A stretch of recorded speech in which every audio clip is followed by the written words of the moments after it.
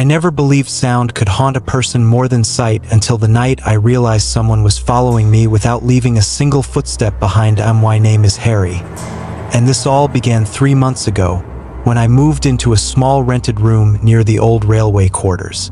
It was cheap, a little dusty, but close to my new job. I told myself I'd stay only until my first few salaries came in. The first night was normal. Mostly. A quiet street, a flickering streetlight outside my window, and that deep silence that settles when a neighborhood sleeps early. I was unpacking my suitcase when I heard it. A slow, dragging breath. Not from outside. Not from the corridor. Inside my room. At first, I froze. I could feel my heart pounding so loudly it drowned out the silence. I turned around slowly, half expecting to see someone standing behind me. But there was no one. I tried to convince myself it was the wind coming through the old vents. Old buildings make noises. Everybody knows that. So I forced myself to sleep. But that's when things got worse.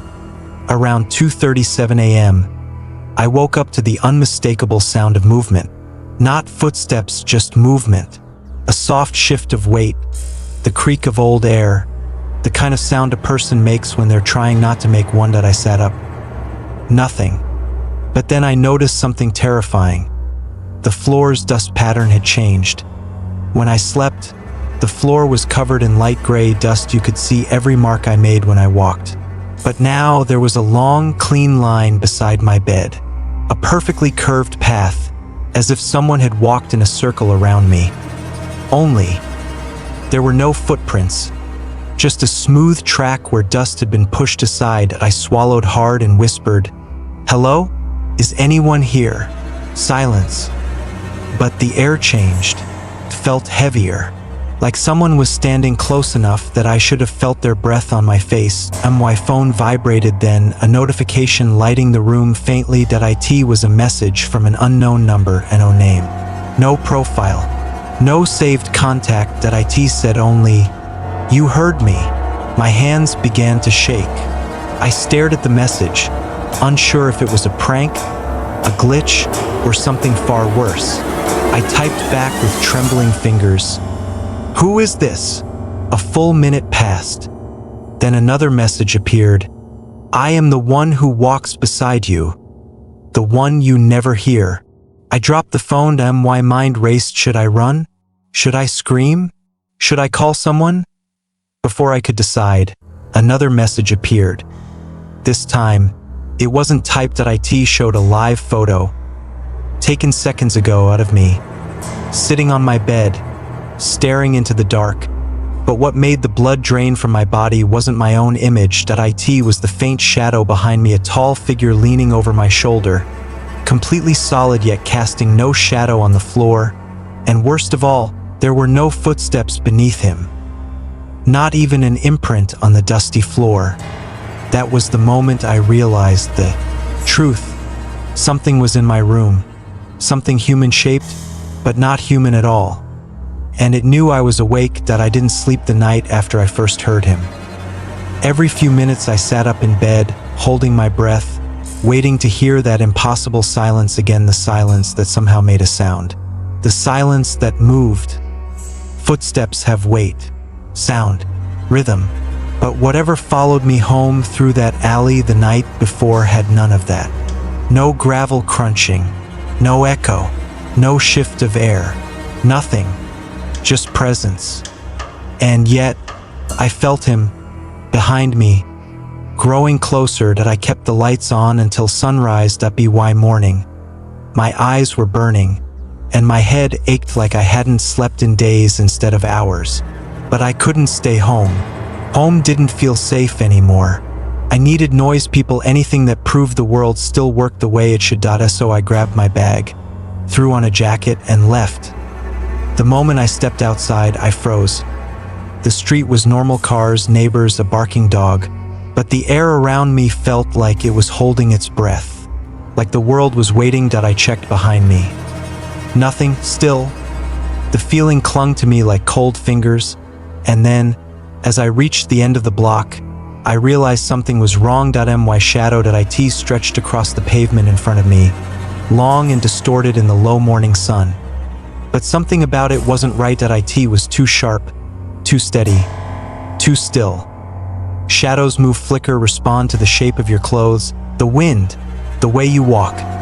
This one didn't. I stepped left. It followed.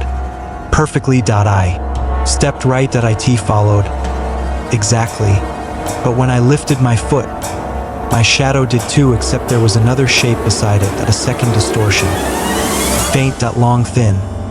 Almost human, but not quite. A shape that shouldn't have been there. I blinked hard, and the extra shadow flickered like static and disappeared. My stomach twisted. I wasn't imagining this. Something had followed me home last night. Something without footsteps. I spent most of the day trying to distract myself. School, noise, friends who had no idea why I kept looking over my shoulder every few minutes. But the feeling didn't fade. In fact, every hour it got worse. Why lunch? Every hallway felt too quiet behind me. Why last period? I kept my back against the wall just so nothing could stand behind me. And then, walking home, I made a mistake. I took the alley again. Not by choice. Why instinct? Like something nudged me toward it. The sun was starting to set, painting the bricks orange. Halfway through the alley, the noise of the city faded behind me, and I realized I wasn't casting just one shadow. I stopped breathing. To my right, stretched along the wall, was my shadow. But to my left, a second one. Tall, still, wrong. Not shaped like me, not shaped like anyone. Its arms were too long, its outline too thin, its head tilted, as if studying me. And then the shadow leaned closer, slowly, smoothly, like it wasn't walking, just arriving. I stumbled back, heart slamming against my ribs. But the second shadow didn't stop. It reached toward my own shadow. And for the first time in my life, I saw something impossible. My shadow flinched, not my body, not my reflection. My shadow.it recoiled like it felt something cold touching it. I ran. I didn't think. I didn't breathe. I didn't look back. I just sprinted through the alley and didn't stop until I burst into the open street, nearly collapsing onto the sidewalk. People stared. Cars honked. Someone yelled at me for running into the road, but none of that mattered, because for a split second just before the alley disappeared behind me, I heard it again. That soundless, impossible presence, the kind that tells you something is following you, something that shouldn't exist, something that doesn't walk, something that doesn't leave footsteps. And then, faintly, behind me, a whisper, not in my ear, not aloud, inside my head. You can run, but your shadow can't. I didn't sleep the night after I first heard him in the hallway. The man without footsteps. Every time I started to drift off, I jolt awake, convinced I heard that same faint shift of weight, like someone was leaning their whole body forward without actually walking. Why morning? My nerves were so shot that even the sunlight felt wrong, too bright, too gentle, like it was trying too hard to pretend nothing was happening. I went to school anyway. Couldn't stay home. Not after what I saw. Or what saw me. When I walked into class, everything felt off. People chatted, whispered, laughed, but their faces were blurry to me. Like my brain refused to focus on anything that wasn't connected to him. I took my seat. That's when I noticed the scraping on my desk. A single sentence. You heard me. My heart dropped into my stomach. I didn't touch the desk. Didn't breathe. I just stared at the writing, my pulse pounding in my ears. No one else reacted. No one else even looked at it. It was like the words existed only for me. Hey, you okay? My friend Amir whispered. Yeah, I lied. You look like you didn't sleep for a year. I forced a laugh. Just tired. Amir shrugged and pulled out his notebook, but his words drifted away. Everything did. My mind kept replaying the same question. If he has no footsteps, how did I hear him?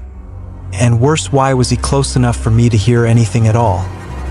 After school, things got stranger. I walked home like usual, backpack slung over one shoulder, phone in hand. The street was quiet, normal, completely normal, until the wind stopped. Not slowed, stopped. The trees froze, the air pressed in around me. Even the distant traffic sounds cut out that I swallowed hard and kept walking, trying to act like I didn't notice. My shadow stretched in front of me. Then it stretched further, longer than it should, too long that I slowed my steps. The shadow didn't. It kept moving. I stood still. My shadow took one more step. My throat went dry. Slowly, painfully slowly, my shadow bent its head backward, like something was lifting it by invisible strings, and then it whispered, not loudly, not clearly, but enough. I am behind you. I spun around. Nothing. Just the empty street, the silent air, and the feeling that something had just pulled away a second before I turned. My shadow snapped back to normal. But I wasn't normal anymore. Something had followed me home. When I reached my house, I hesitated at the door. Going inside suddenly felt like the worst idea possible. Like stepping into a trap I couldn't escape. But I needed answers. I needed proof I wasn't losing my mind, so I grabbed my phone, opened the camera, flipped it to selfie mode, and pressed record. If anything happens again, I whispered, I'll have it on video. I'll know I'm not imagining it. I started walking toward the hallway where I heard him the night before. The long, narrow hall that always felt colder than the rest of the house. The screen in my hand shook with every step. When I reached the end of the hall, I stopped. Something was different. The air smelled like old dust, and the light, even though the bulb above me was on, felt dimmer, like it was shining through smoke. I pointed the camera toward the floor. No footprints, no movement. Nothing. See, I whispered, trying to calm myself. Nothing's he. My phone glitched, just for a second. The screen went black, white, black. The audio cracked like someone brushing a hand over the mic, and then a shape appeared behind me, tall, thin, bent slightly at the shoulders, as if leaning forward to hear my breathing. No footsteps, no sound. Just there. Right behind me. I whipped around, empty. But my phone screen still showed the shape, still standing in the hall, still leaning toward me. Closer now. My voice caught in my throat. No, no, no, stop. The shape lifted a hand, long, dark, reaching, and pointed at me through the screen. And then the video froze. Everything went silent, and a message appeared on my phone. 3 words, typed by no one. You're next to follow. I didn't sleep that night, not really. I drifted in and out, stuck between dreaming and waking, where shadows don't stay still and every sound feels like it's meant for you alone. When morning finally came, the sun felt weaker than usual, like even it didn't want to shine on my house anymore. I kept replaying the same question over and over in my mind. If the man doesn't make footsteps, how did he stand behind me without making a sound at all? I tried telling myself it was just imagination, just fear messing with me. But fear doesn't leave your body trembling hours later. Fear doesn't make you avoid mirrors because you're afraid someone else's face might appear behind yours. I left home earlier than usual, hoping the walk would clear. My head. It didn't, because halfway down the street, I heard it again. Not footsteps, not breathing, something worse. An echo, but not mine. It repeated after every movement I made, half a second late, as if the world was lagging behind me. When I turned, the echo stopped. When I started walking again, it came back. Tap, tap, tap. Not on the ground, not on any surface, just in the air, like someone was mimicking the sound of walking without ever touching earth. I swallowed hard and walked faster. The echo followed. I broke into a jog. It followed. By the time I reached work, I practically threw myself through the door. My coworkers stared, confused, but I brushed past them and headed straight to the break room. I splashed cold water on my face until my skin stung. I needed to calm down. Breathe. Think clearly. I wasn't the kind of person who got scared easily. I grew up alone most of my life. I worked night shifts. I walked home through dark alleys without a second thought. But this felt different. This felt like being targeted. When I stepped out of the bathroom, I nearly collided with Sam, my closest coworker. "Dude, you look like you ran a marathon," he said. "You okay?" I didn't want to tell him. I didn't want anyone thinking I was losing it. But the words slipped out. "Someone followed me last night." Sam frowned. "Did you see them?" "No, that's the problem." I hesitated. "They don't make footsteps." He stared for a long moment, waiting for me to say I was joking.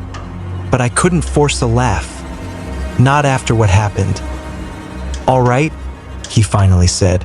"After work, I'll walk home with you." For a moment, I felt lighter, safer. But safety didn't last. It never does. The shift that felt wrong the day dragged by. Every noise made me flinch: the hum of machines, the beeping of scanners, even normal footsteps from coworkers. I kept expecting to hear that echo again. But work stayed normal, painfully normal, until 8:47 p.m. That was when the lights flickered.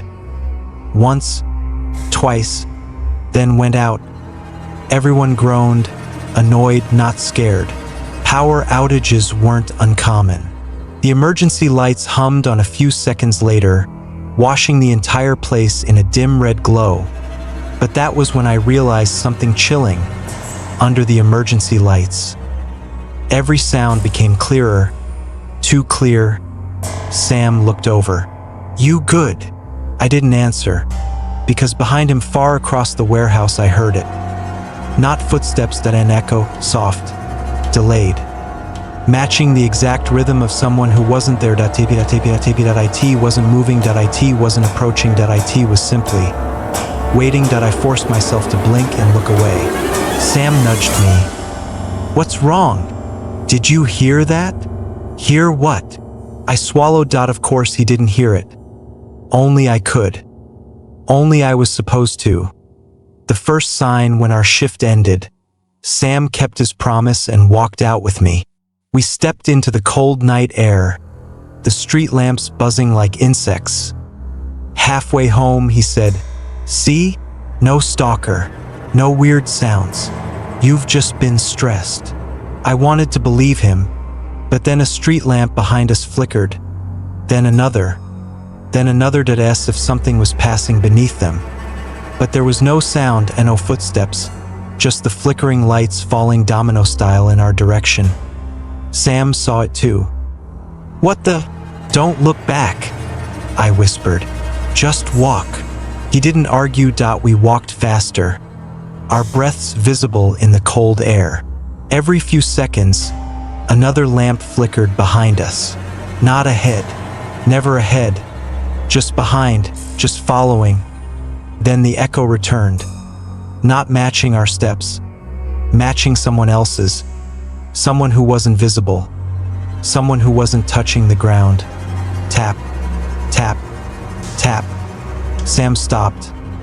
"Okay, what is that? Who's there?" "Don't," I grabbed his arm. "Don't turn around." But he did. Of course he did. Humans always want to see the thing they fear most. And the moment he turned, the street lamp directly behind him went out completely. Darkness swallowed the sidewalk. Sam whispered, I don't see anyone." But his voice shook, because even if he didn't see anyone, he heard it. The echo. Tap. Right behind him. He stumbled back. "What was that?" I didn't have an answer, and honestly, I didn't need one, because deep down, I already knew. The man without footsteps had followed me again, and this time he wasn't hiding. He wanted us to know he was there. That night, sleep refused to come. Every time I closed my eyes, I saw the dark hallway of the 27th floor, the door half open, and the man standing inside my apartment, silent, motionless, Impossible. I left every light on, even the small lamp in the bathroom. Around 2:47 a.m., I finally drifted off. But the silence, the heavy, unnatural silence pulled me awake again. At first, I thought it was the power cutting out. But no, the lights were still glowing softly. It was something else. It was the feeling that the apartment was no longer empty. I sat up slowly.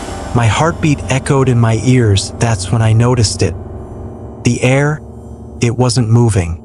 Not a single shift. Not even the faint hum of the ceiling fan. Everything felt paused, like time itself was holding its breath. I whispered into the room, "Is someone here?" No answer. But then the temperature dropped a slow, creeping cold that wrapped around me like fingers. I looked toward the living room doorway, and at first, I thought it was just darkness. But the darkness was shaped like a person, tall, still, watching me. No footsteps, no breathing, no movement, just his outline in the faint light. My voice cracked. "What do you want?" He didn't move, but something did. A small object slid across the floor, pushed toward me, stopping at the edge of my bed. A photograph. My trembling hand reached for it. It was a picture of me, standing in the hallway last night, but I wasn't alone in the photo. Right behind my shoulder, closer than I remembered, stood the man without footsteps, and this time, his head was turned toward the camera, staring directly into the lens, directly at me. I looked up from the photo. He was gone. Not a sound, not a trace, just the cold left behind, and the knowledge that he had been close, too close to me long before I realized it. I didn't sleep that night, not even for a second, after the man without footsteps stood outside my door the previous night, silent as a shadow. I spent the whole time staring at the crack beneath the door, waiting for his shape to return. But he never did. By morning, my head felt heavy, as if packed with wet sand. Still, I forced myself up. I needed answers, and I was done running. I grabbed my backpack, stuffed in my notebook, phone, and flashlight, and headed toward the small hill behind the town, the one where people said sounds vanish, where people claimed he walks. The hill of silence. The grass was stiff and dry as I climbed. Even the wind seemed scared to blow here. I snapped a twig under my shoe crack, and the sound felt unnaturally loud.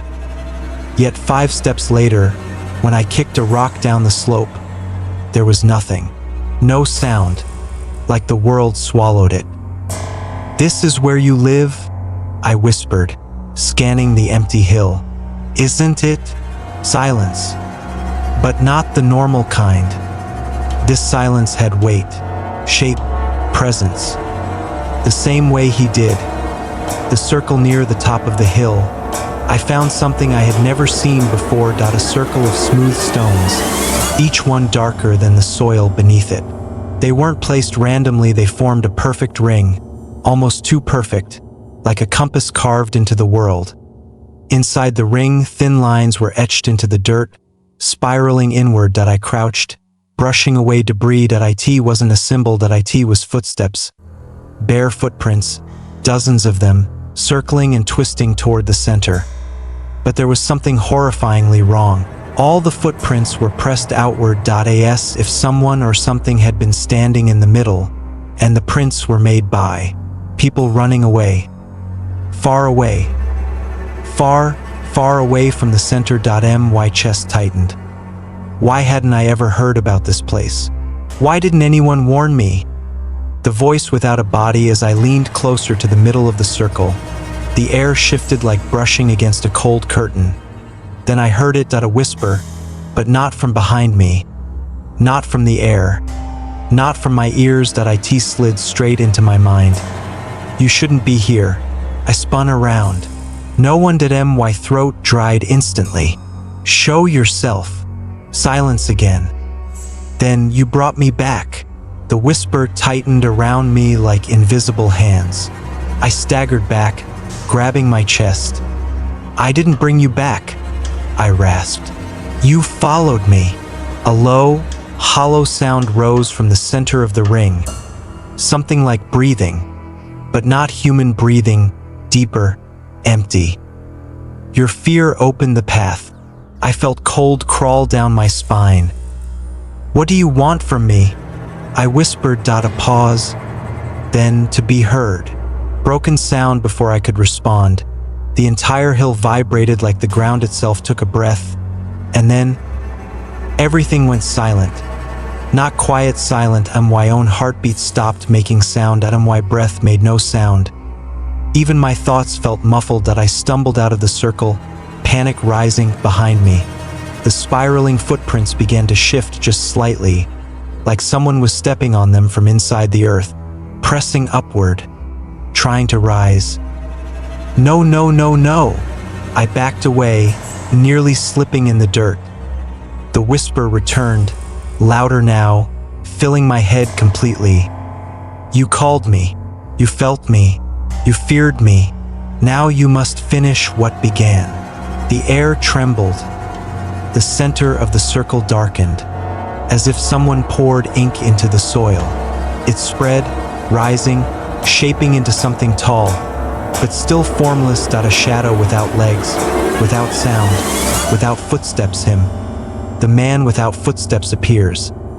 He didn't stand, he didn't rise, he simply was suddenly there, as if he had been standing the whole time, and my eyes finally caught up. Tall, thin, more shape than man. More presence than bodied. My lungs refused to work.